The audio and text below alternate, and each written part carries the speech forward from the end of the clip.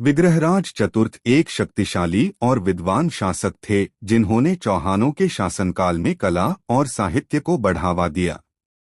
उन्हें कवि बांधव की उपाधि से नवाजा गया था।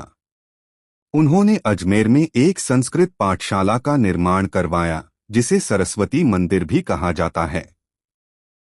विग्रहराज चतुर्थ ने स्वयं भी साहित्यिक रचनाएं की जिनमें हरिकेली नाटक प्रमुख है। उनके दरबार में कई प्रसिद्ध कवि और विद्वान थे जिनमें सोमदेव और नरपति नाल्ह प्रमुख थे। विग्रहराज चतुर्थ का शासनकाल चौहानों के लिए एक स्वर्ण युग था।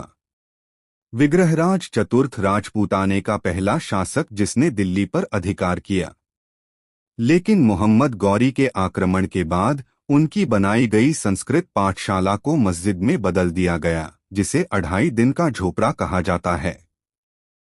विग्रहराज चतुर्थ की विरासत आज भी राजस्थान के इतिहास में जीवित है।